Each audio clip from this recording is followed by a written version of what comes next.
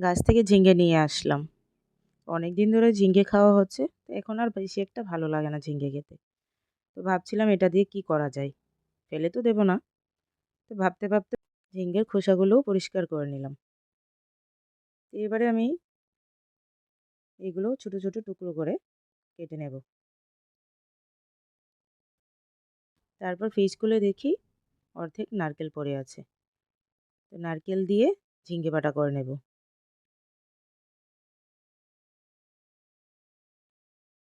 দেখো কাটা হয়ে গেছে এখানে আমার। এবার নারকেলটাকে আমি মিক্সারের মধ্যে নিয়ে পেস্ট করে নেব।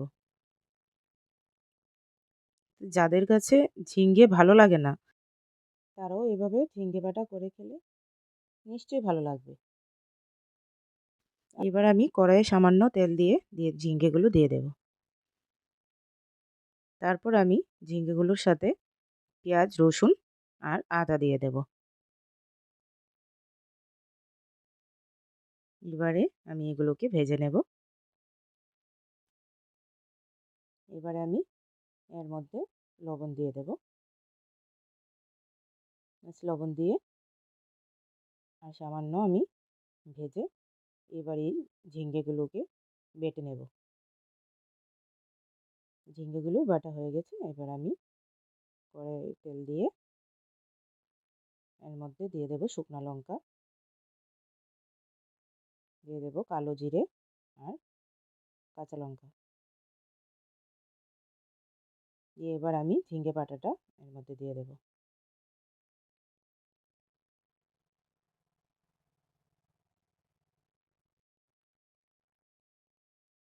এবারে আমি দিয়ে দেবো এর মধ্যে হলুদ।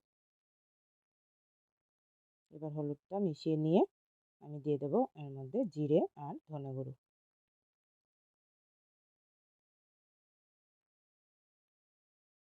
তারপর আমি দিয়ে দেবো লাল লঙ্কার গুঁড়ো।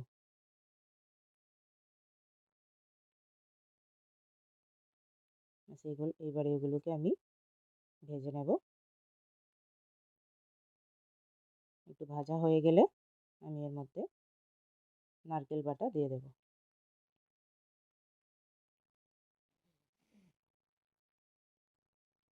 আমি এখানে ঝিঙ্গে আর নারকেল বাটাটা সমপরিমাণে দিলাম।